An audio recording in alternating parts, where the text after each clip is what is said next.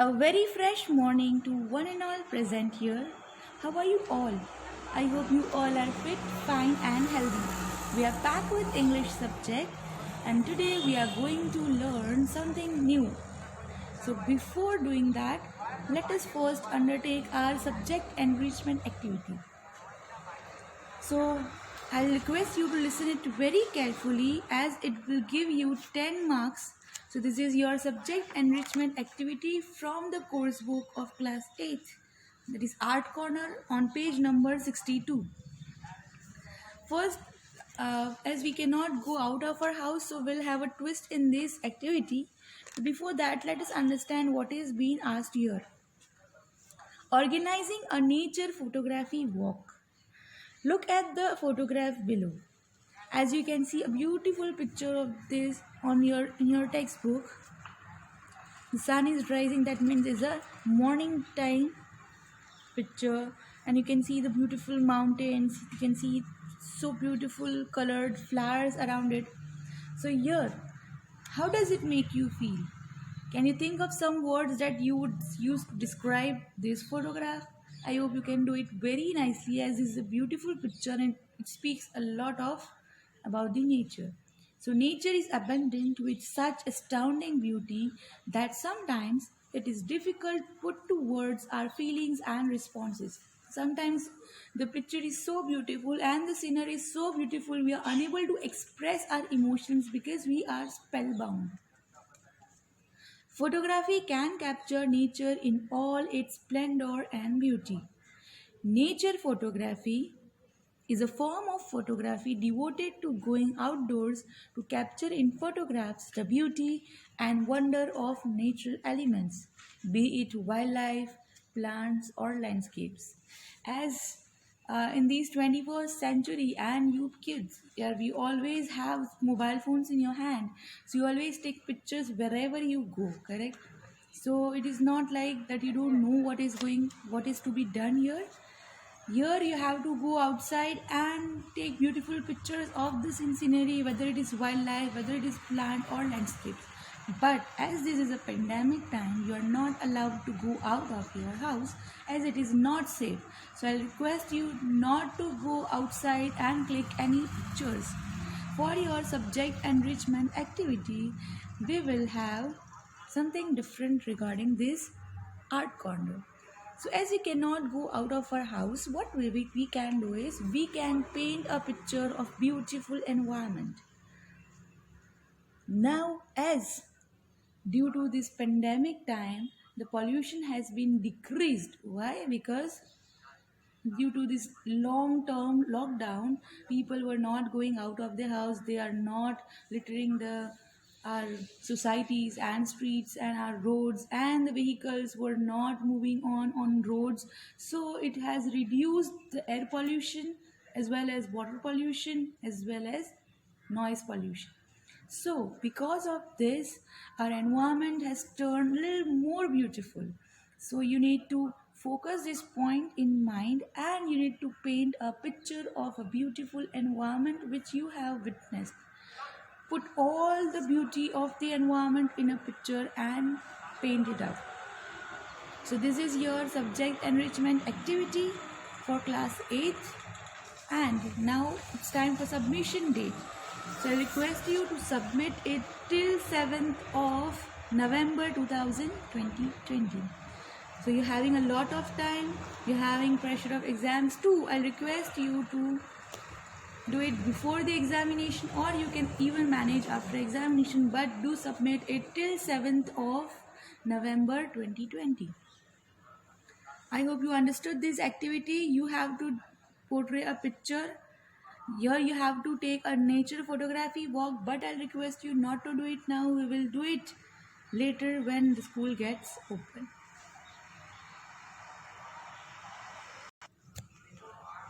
So, as the subject enrichment activity is over, our portion for your periodic test 2 is over.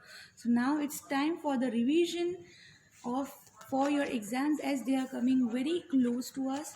So we need to revise all the lessons and poems which you have, which are going to come in your periodic test 2. Correct? So now we'll discuss what is going to come in the exam. For your periodic test 2 for class 8, unit 2 of nurturing nature, section 1, a day in the country by Anton Chekhov. Section 2, elements raid the kitchen by Cynthia Moss. And section 3, I think I could turn and live with animals by Walt Whitman. So what you need to do is you need to revise all these lessons thoroughly, and all the inside questions will also be asked to you. So I request you to read each and every word from the course book. So we'll discuss it. Don't you worry, we'll discuss it day by day, one by one, each and every word of your textbook, so that you can recall all the lessons which you have forgot. Today we'll begin with the Unit 2, Section 1, Nurturing Nature. That's on your page number 38. So I request you to open your course book so that you can understand it very nicely. Unit 2 is Nurturing Nature. Correct? Nurturing nature means taking care of our environment. We need to nurture our nature too. So this lesson is about nurturing nature. It is regarding our environment. So let us begin what is there in this lesson.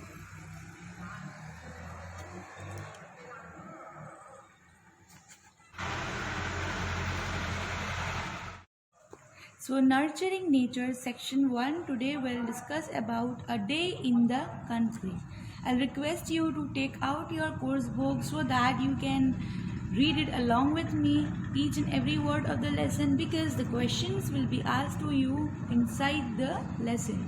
So you'll not be asked just from the exercise, but also you have to study each and every lesson carefully so that you can answer all the questions correctly. Moving forward to the author of this lesson, that is Anton Chekhov. Before beginning with the lesson, let us understand who was Anton Chekhov. Anton Pavlovich Chekhov was a Russian playwright and short story writer who is considered to be among the greatest writers of short fiction in history. His career as a playwright produced 4 classics, and his best short stories are held in high esteem by writers and critics.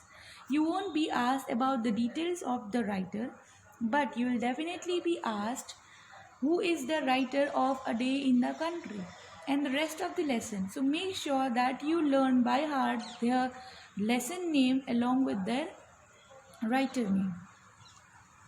So moving on to further, here the more details of the writer is been displayed on your screen. He quoted that, "Don't tell me the moon is shining. Show me the glint of light on broken glass. I am in mourning for my life, and any idiot can face a crisis. It's day-to-day living that wears you out." So here he says that, with a beautiful quote, that don't tell me the moon is shining, it is going to shine, but show me the glint of light on broken glass. When you can see something positive in a negative situation, that is when you are doing something great, because a crisis are faced by any idiots. It's a day-to-day living that wears you out. So it's a wonderful quote. We'll begin with this quote. We'll move forward to our lesson. Okay, we'll discuss the story is about. Okay, the story is about Danilka, Fyokla. They both were siblings, both orphans and beggars, were trying to get a cuckoo's egg from a tree when Danilka's hand got stuck and he was unable to take it out. Okay, so here Danilka and Fyokla are both 2 siblings. Okay, they were orphans and they were beggars, and they were trying to get a cuckoo's egg from a tree. So you can see that in the picture, that here is a Danilka, a little boy, and a pink frog. There is a girl who is named Fyokla, and you can see that the boy's hand is stuck inside the tree and he was unable to take it out. Okay, when did this happen? One day, while they were wandering around the forest, there was also a storm coming that day. At that day, it happened. Where did it happen? The story happened in a forest near their hometown. You can see in the picture a forest. We are in a tree where Danilka got his hand stuck in a tree. What did Fiokla do to help Danilka? So we are just revising what we have already learned in this lesson. We'll discuss the whole lesson, but let us recall the whole lesson by these questions. Okay, what did Fiokla do to help Danilka? Panicked, Fiokla ran towards Terenti's house, who is an old cobbler who is known to be somewhat creepy or scary in their village. So now this Terenti, who is also an old cobbler, he is scary in the village. Then why did she reach him in the village, not anyone else? Why did Fiokla seek help from Terenti, not others? Probably because it was Terenti who came into Fiokla's mind first. Just like them, Terenti lives alone and is somewhat away from the rest of the people in the village. So Terenti's house was little near to that forest area where Danilka's hand got stuck into a tree, and he also lived alone. Okay, so they also lived alone, so there was some similarity, and there is one advantage to reach him. So they reached him the first. A Day in a Country is a beautifully written story about two orphans who learn and see more of their surroundings, appreciating nature and seeing good in the events that had happened in their life. It is actually a good reflection for the readers too. So these two kids, these two siblings are teaching us a lot about our surrounding, how to appreciate our nature and to see good in all the events. That is, it's a good or bad, you need to see, you need to be positive. So even in this pandemic time, you're not allowed to go to school, you miss your friends, but there is something good in all the bad situations. So you need to develop this habit from this lesson, from these two siblings. Unit 2, Nurturing Nature. Nurturing nature means taking care of our environment. Section 1, A Day in the Country.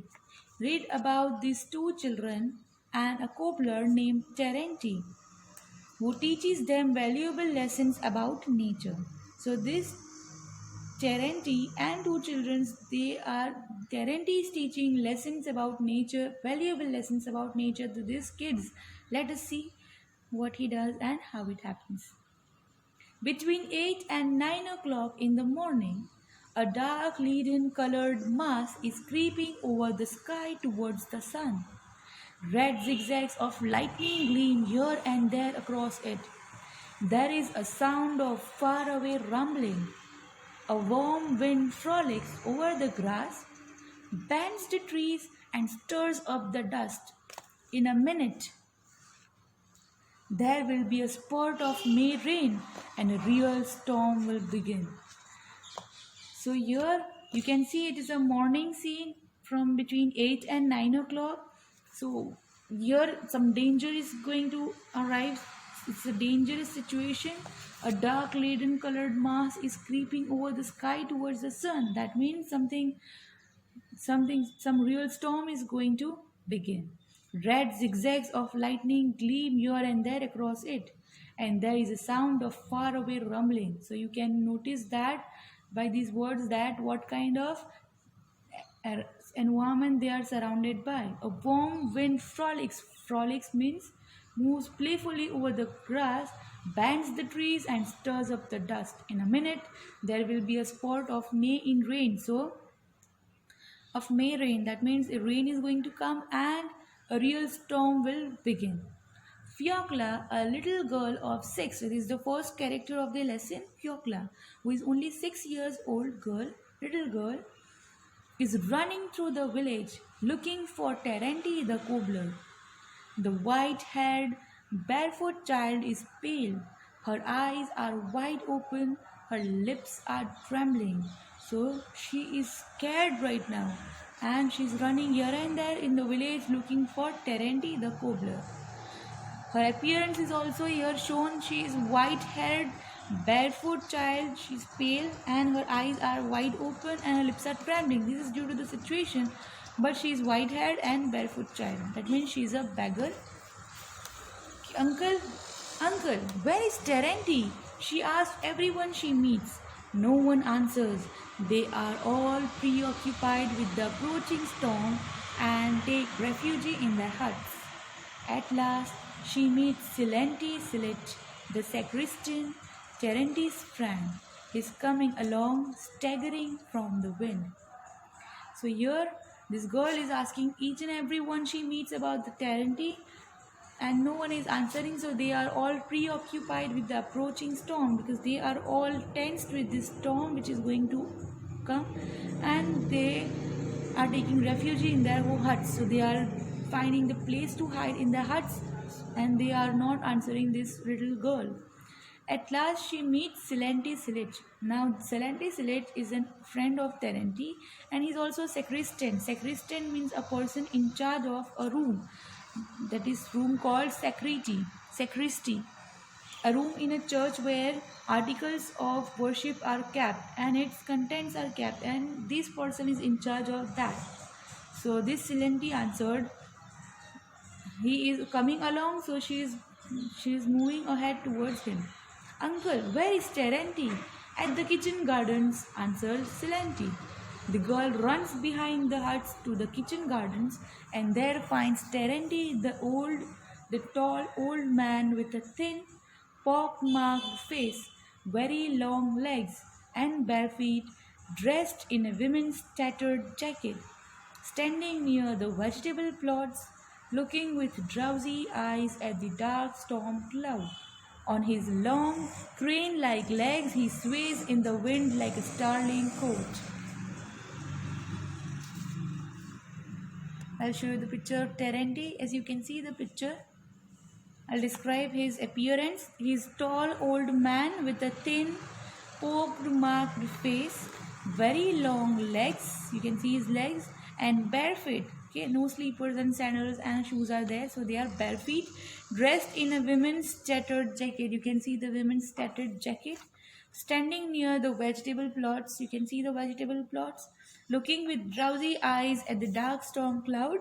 On his leg, just crane-like legs, you can see. He sways in the wind like a starling coat. Starling coat means a songbird with a straight beak. So she asked him again, Uncle Terenti, the white-headed girl addresses him. Uncle, darling. Terenti bends down to Fiocla, and his grim face is overspread with a smile, such as come into people's faces when they look at something little, foolish and absurd, but warmly loved. So, by bending towards the Fiocla, he gives a smile. His grim face is overspread with the smile. He says that, Fiocla, tenderly, where have you come from? Uncle Terenti says, Fiocla with a Uncle Terenti, says Fiocla with a sob, tugging at the lapel of the cobbler's coat. Brother Danilka has had an accident. Come along. So she is asking him to come along because his brother Danilka has got an accident. What sort of accident?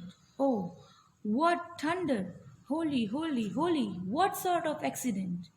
In the Count's copse, Danilka stuck his hand into a hole in a tree and he can't get it out. Come along, uncle, do be kind and pull his hand out. So what she says that in the Count's copse, that means a thicket growth of small trees. Danilka got his hand stuck into a hole of a tree and he can't get it out. So please come along with me and do me good, do be kind. How was it he put his hand in? What for? He wanted to get a cuckoo's egg out of the hole for me. So why did he put his hand inside that hole? Because he wanted to get a cuckoo's egg out of the hole for this little girl. The day has hardly begun,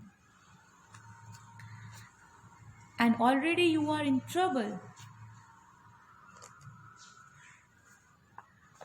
Terenti shook his head. Well, what am I to do with you now? I must come. I must come, little child.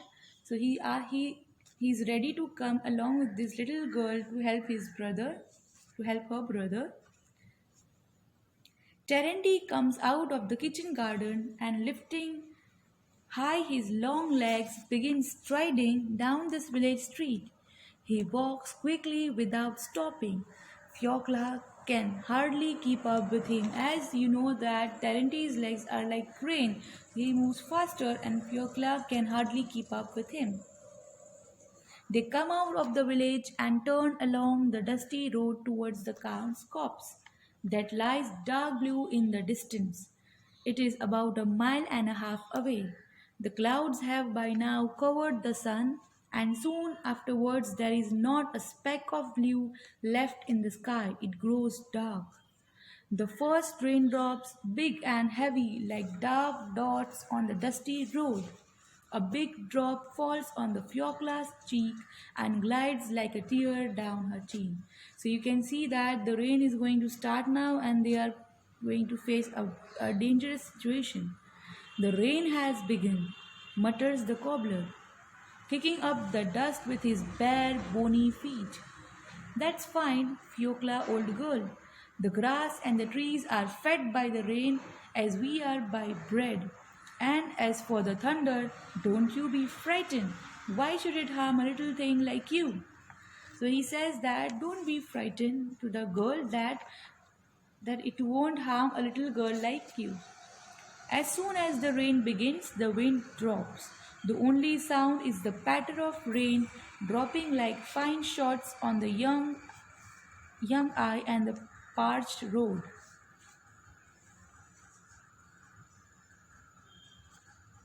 We shall get soaked, Fiocla mutters Terenti. So what she says that we shall get soaked.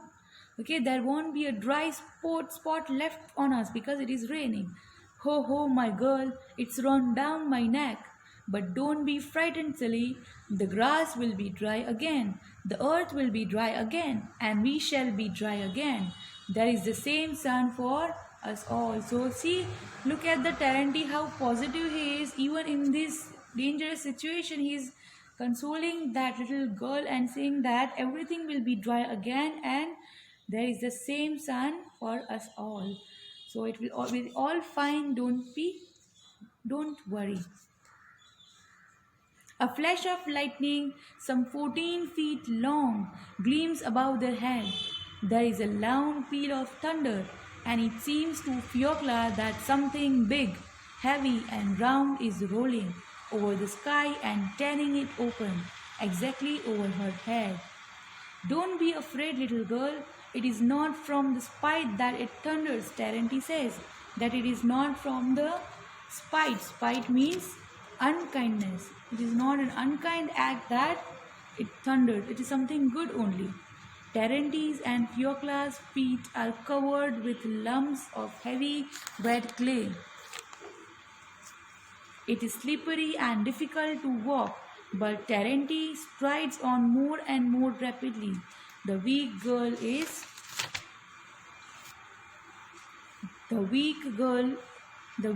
girl is breathless and ready to drop. As you can see, their legs, they are covered with lumps of heavy, wet clay, and it is slippery and difficult to walk because you can see that when it rains, it is very difficult for us to walk. And even in this clay, in this wet clay, it is like our legs get stuck into the clay. So it is slippery. But Terenti strides on more and more rapidly, and this little weak girl is breathless and ready to drop. Okay, so as you can see that this story is a little more fascinating. We'll move with the story in our next class. Before that, I'll show you one video regarding the story we have learned till now. I hope you'll enjoy and you'll understand the lesson more nicely watching this video. So enjoy this video.